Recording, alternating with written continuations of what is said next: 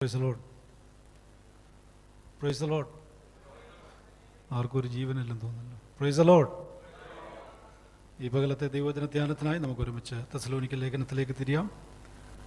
തെസ്സലോനിക്കർക്ക് എഴുതിയ ലേഖനം, 1-ാം ലേഖനം 4-ാം അധ്യായം, അതിൻ്റെ 16-17 വാക്യങ്ങൾ നമുക്ക് ഒരുമിച്ച് വായിക്കാം. കർത്താവ് താൻ ഗംഭീരനാദത്തോടും പ്രധാന ദൂതൻ്റെ ശബ്ദത്തോടും ദൈവത്തിൻ്റെ കാഹളത്തോടും കൂടെ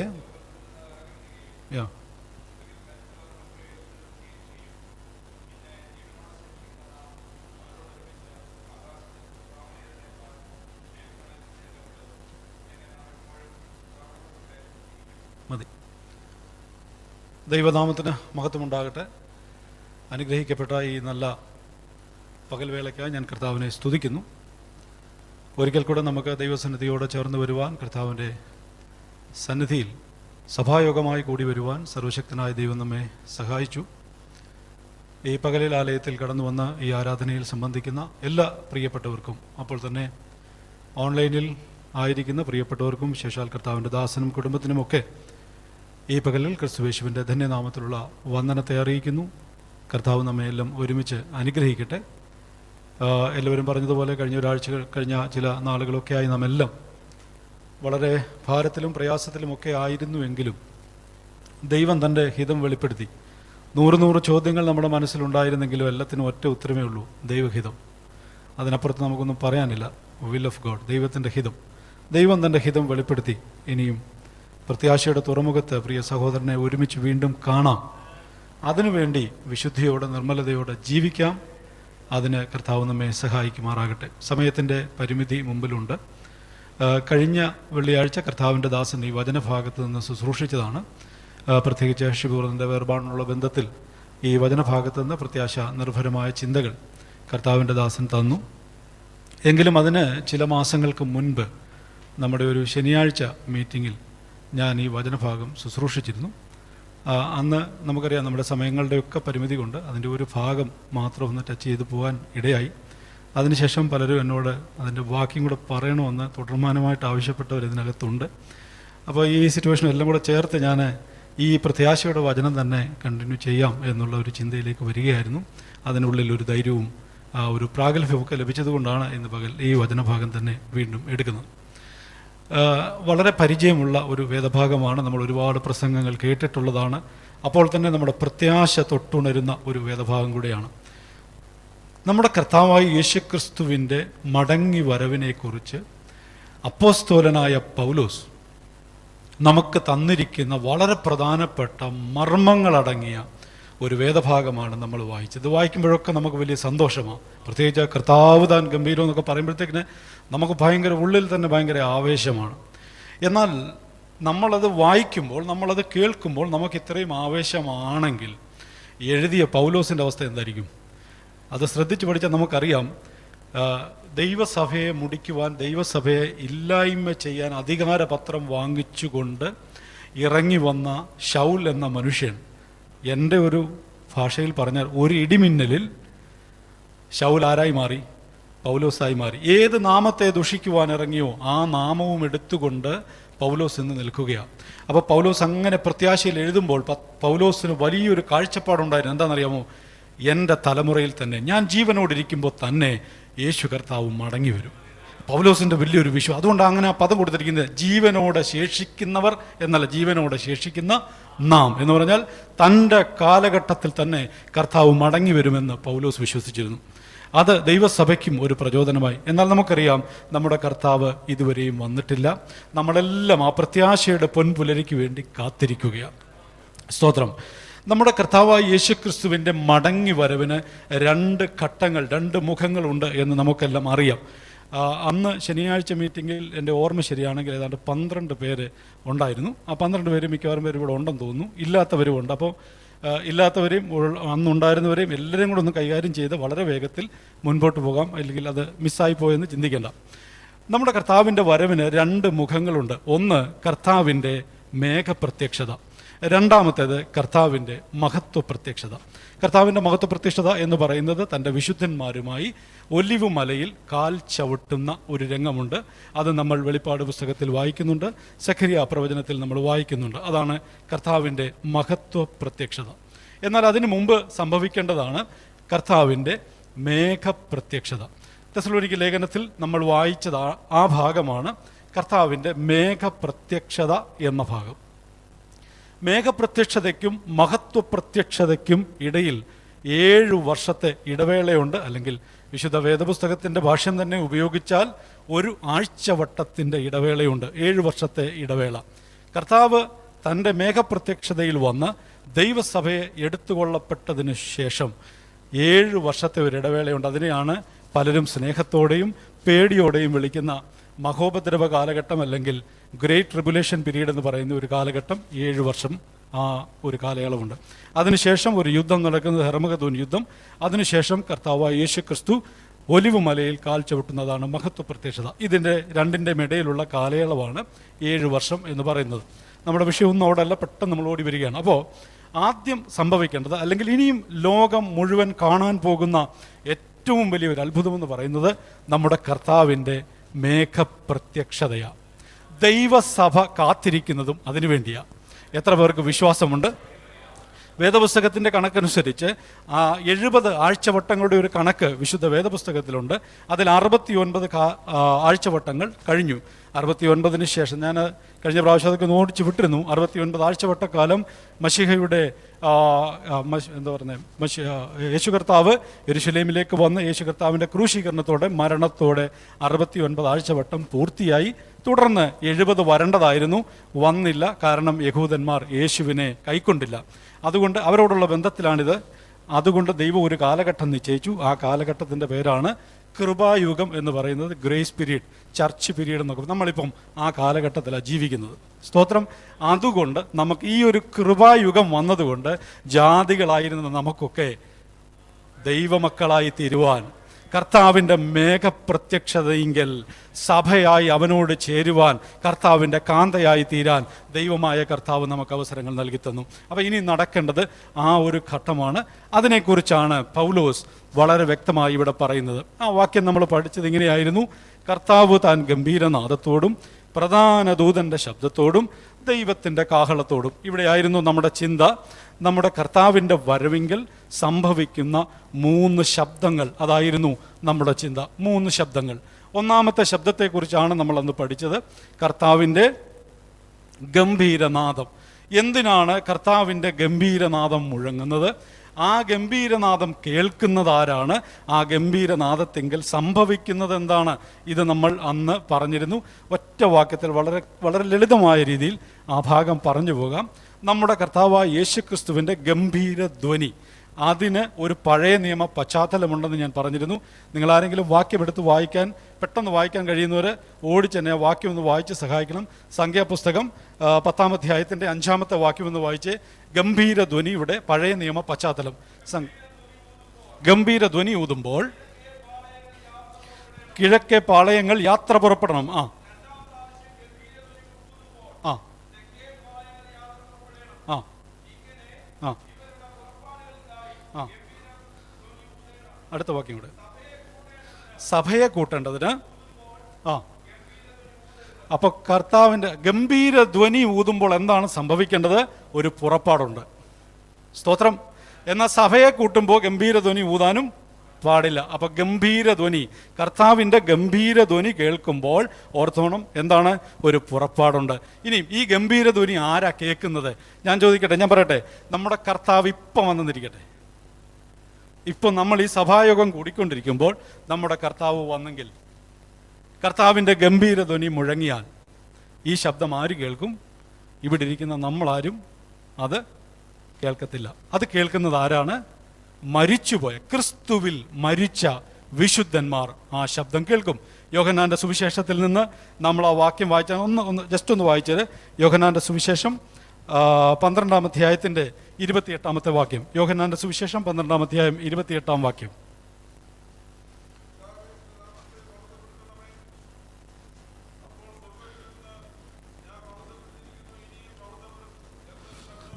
യോഹന്നാൻ 5:25 വായിച്ചേ. യോഹന്നാൻ 5:25.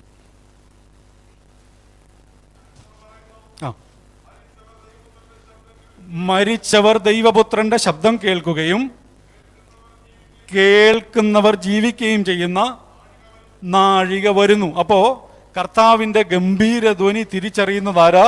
ക്രിസ്തുവിൽ മരിച്ച വിശുദ്ധന്മാർ. അത് കേൾക്കും, കേട്ടവർ തിരിച്ചറിയും, തിരിച്ചറിഞ്ഞവർ ഉയർക്കും. ഇന്ന് കഴിഞ്ഞ ആഴ്ച കർത്താവിന്റെ ദാസൻ പറഞ്ഞതുപോലെ അത് തിരിച്ചറിയണമെങ്കിൽ ക്രിസ്തുവിൽ ജനിച്ച്, ക്രിസ്തുവിൽ ജീവിച്ച്, ക്രിസ്തുവിൽ മരിച്ചവരെ ആ ശബ്ദം തിരിച്ചറിയത്തുള്ളൂ. സ്തോത്രം.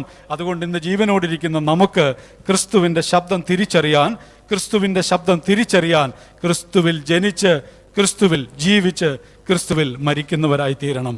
അപ്പോൾ മരിച്ചവർ ദൈവപുത്രന്റെ ശബ്ദം കേൾക്കുകയും കേൾക്കുന്നവർ ജീവിക്കുകയും ചെയ്യുന്ന നാൾ വരുന്നു. അപ്പോൾ കർത്താവായ യേശു ക്രിസ്തുവിൻ്റെ ഗംഭീര ധ്വനി മുഴങ്ങുന്നത് എന്തിനാ?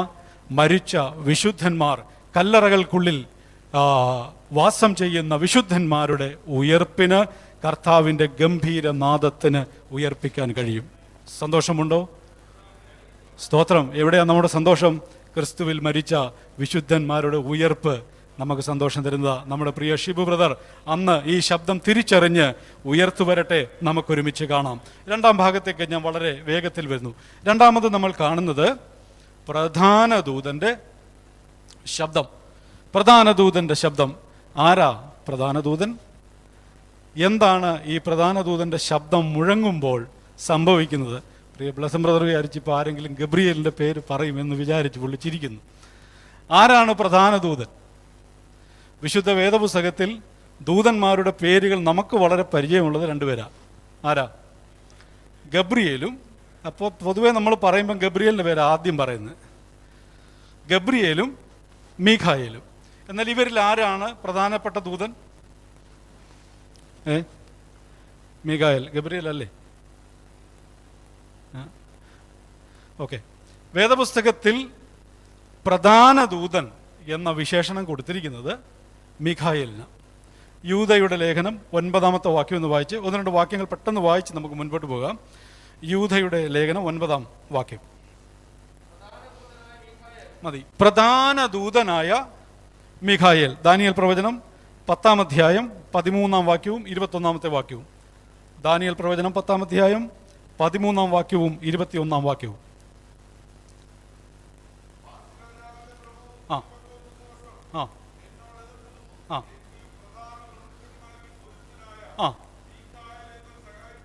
എങ്കിലും പ്രധാന പ്രഭുക്കന്മാരിൽ ഒരുത്തനായ മീഖായേലിനെ സഹായിപ്പാൻ വന്നു. ഇനി അടുത്ത 21-ാമത്തെ വാക്യം കൂടെ.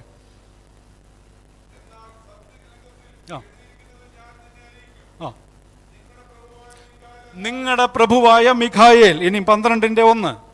ദാനിയേൽ 12-1 വളരെ വേഗത്തിൽ വായിച്ചു.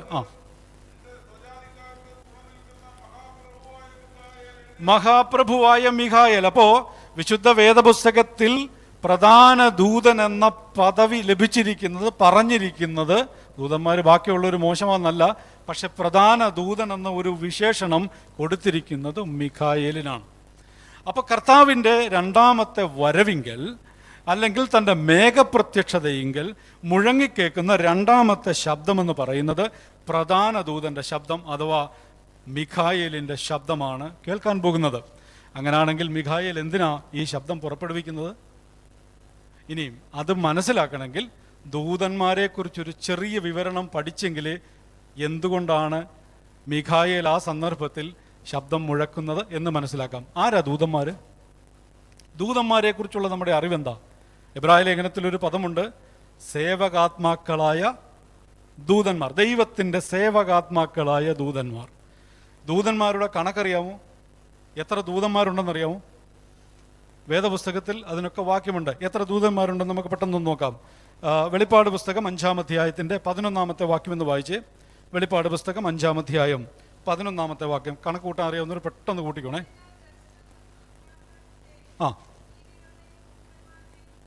ചുറ്റിലും ഏറിയ ദൂതന്മാരുടെ ശബ്ദം കേട്ടു. അവരുടെ എണ്ണം 10,000 10,000 1000 1000. എത്രയായി? 10,000 10,000 2,000 20,000 പിന്നെ 1,000 2,000 മൊത്തം 22,000 ആണോ? കണക്കറിയാമെന്ന് പറഞ്ഞ് എത്ര? ഞാൻ ഇന്നലെ രാത്രി ഇതിരുന്നൊന്ന് കണക്ക് കൂട്ടി. 10,000 10,000 1,000 ഒരു എക്സസൈസ് ആയിക്കോട്ടെ, വീട്ടിൽ ചെന്ന് കണക്ക് കൂട്ടിയാൽ മതി. 100 ട്രില്യൺ വെളിപ്പാട് പുസ്തകത്തിൽ കാണുന്ന കണക്കാ. 100 ട്രില്യൺ 100 ട്രില്യൺ ദൂതന്മാർ. സ്തോത്രം. ഇനിയും ദാനിയേൽ പ്രവചനം 7:10 ഒന്ന് വായിച്ചേ. ദൂതന്മാരുടെ കണക്കറിയാം. ദാനിയേൽ പ്രവചനം 7:10.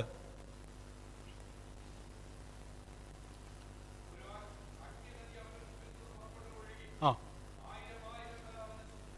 1,000 പേർ അവനെ ശുശ്രൂഷ ചെയ്തു. ഇയ്യോബിന്റെ പുസ്തകം 25:3. വളരെ പെട്ടെന്ന് ഇയ്യോബിന്റെ പുസ്തകം 25:3.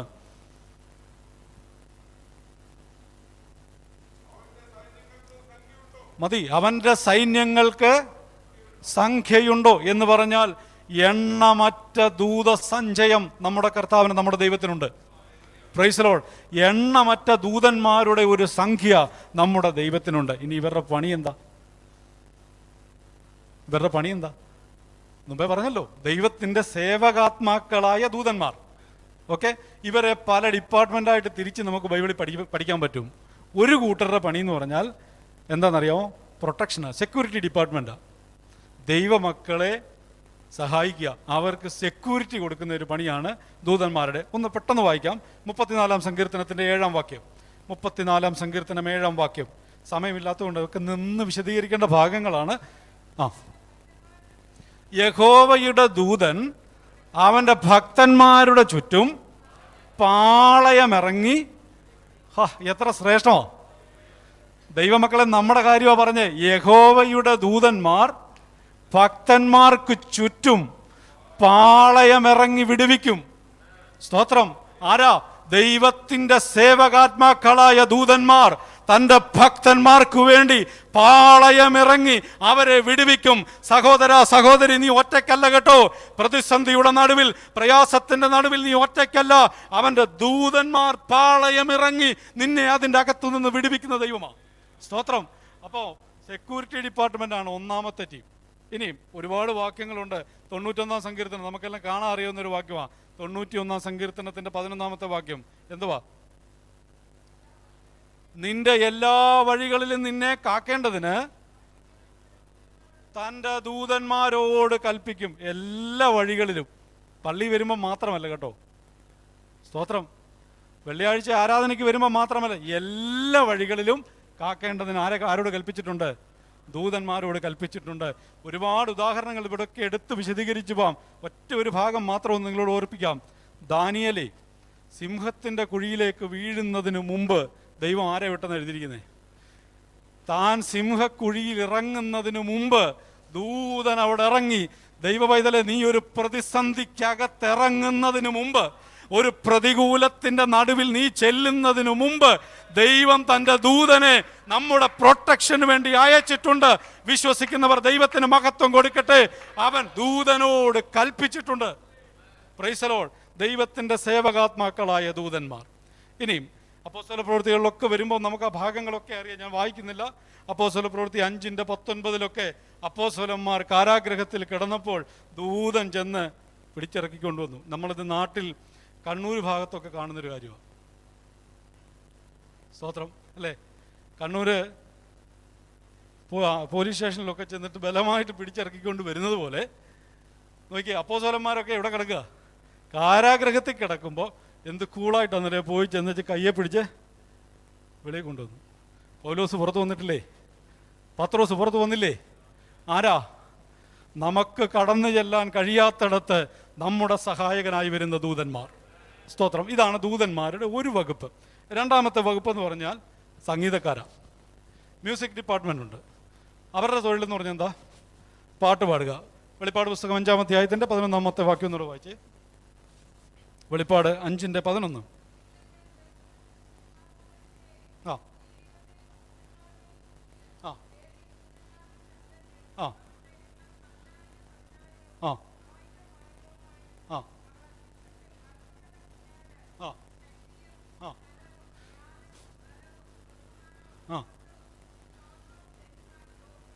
അവരിങ്ങനെ പാടിക്കൊണ്ടിരിക്കുക. ഇവരുടെ പണി എന്താ? ദൈവത്തിന് വേണ്ടി പാടിക്കൊണ്ടിരിക്കുക, ദൈവത്തിന് വേണ്ടി പാടുക. മ്യൂസിക് ഡിപ്പാർട്ട്മെൻ്റാണ്, സംഗീത ശുശ്രൂഷ ചെയ്യുന്നവർ. വളരെ വേഗത്തിൽ പോട്ടെ. യെശയ്യാ പ്രവചനം 6-ാം അധ്യായത്തിൽ നമ്മൾ കാണുന്നുണ്ട് എന്താ?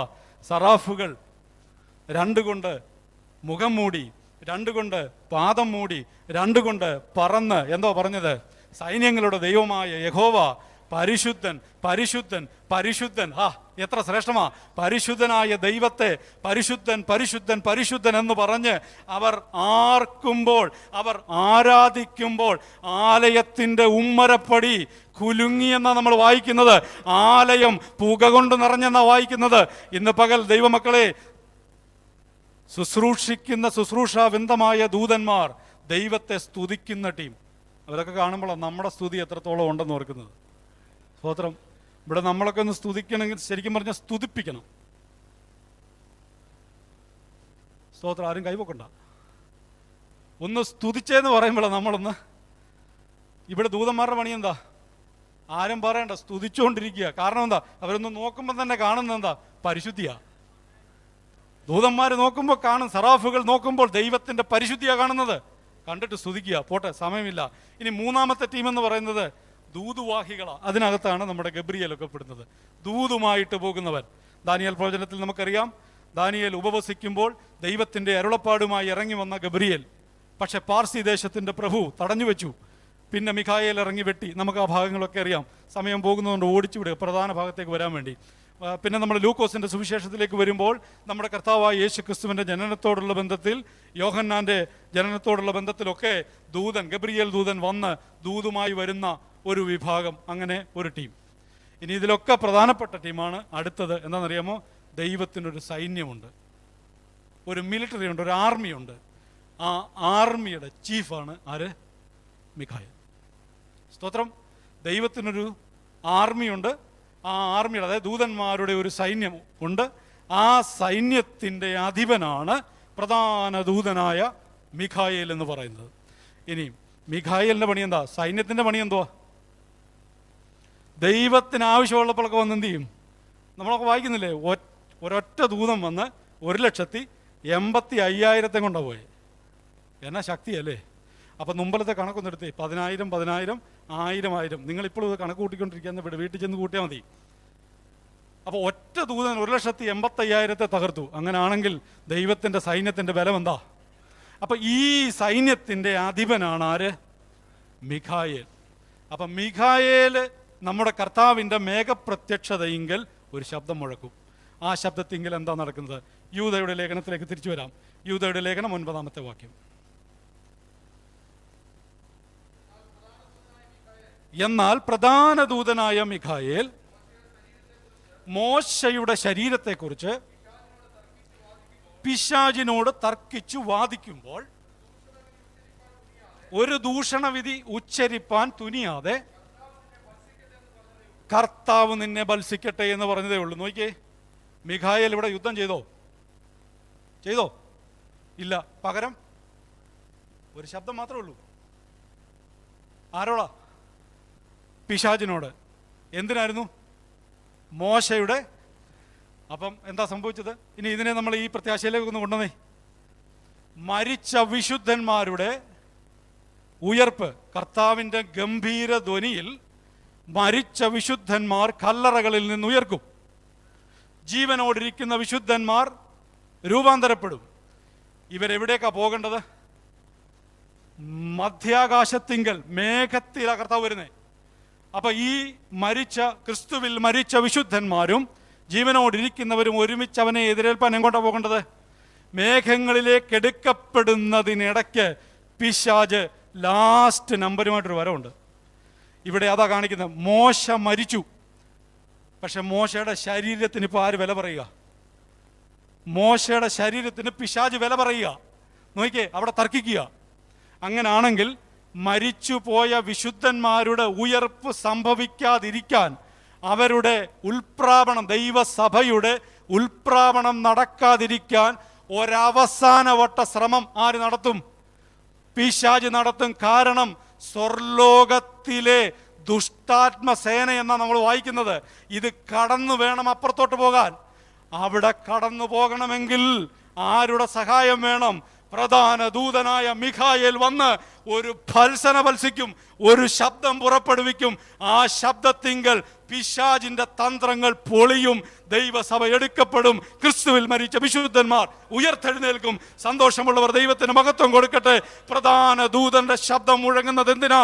ദൈവസഭയുടെ ഉൽപ്രാവണത്തിന്, മരിച്ചുപോയ വിശുദ്ധന്മാരുടെ ഉയർപ്പിന് തടസ്സം നിൽക്കുന്ന ദുഷ്ട പിശാചിനെ തകർക്കാൻ പ്രധാന ദൂതനായ മിഖായേലിന്റെ ശബ്ദം മുഴങ്ങും. സ്തോത്രം. സന്തോഷമുണ്ടോ? സന്തോഷമുണ്ടോ?